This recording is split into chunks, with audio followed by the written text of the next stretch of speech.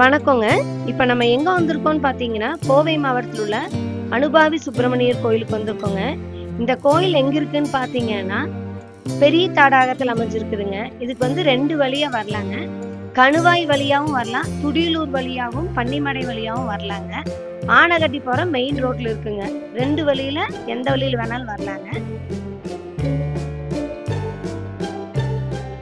கொங்கு நாட்டின் இயற்கை எழில் கொஞ்சும் மலைச்சாரலில் இக்கோயில் அமைந்துள்ளதுங்க.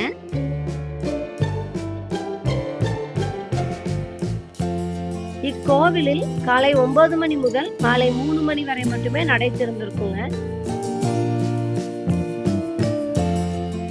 இக்கோயிலின் மூலவர் முருகருங்க. இக்கோவிலின் ஸ்தல வரலாறு பார்க்கலாங்க. இக்கோயில் ராமாயண காலத்து இதிகாசத்தோடு தொடர்புடையதுங்க. அனுமன் சஞ்சீவி மலையை இலங்கைக்கு எடுத்து செல்லும் போது தாகமாக இருப்பதாக உணர்ந்தாருங்க. அப்போது அவர் தாகத்தை தணிக்க வேண்டி முருகனை வேண்டினாருங்க. முருகர் அவரது தாகத்தை தணிக்க வேண்டி வேலை எறிந்து ஒரு நீரூற்றை ஏற்படுத்தினாருங்க. பின் அனுமனது தாகம் தணிந்ததுங்க. அணு என்றால் அனுமனையும், வாவி என்றால் நீர் எனும் பொருளையும் குறிப்பதாகுங்க. அதனால் தாங்க இந்த இடத்துக்கு அனுபாவி என பெயர் பெற்றதுங்க.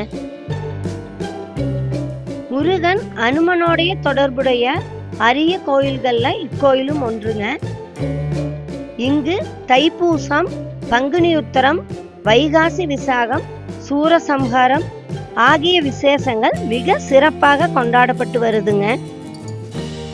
திருமணம் ஆகாதவங்களும் குழந்தை பேர் இல்லாத தம்பதிகளும் இங்கு வந்து வணங்கி சென்றால் வேண்டுதல் நிறைவேறுங்க.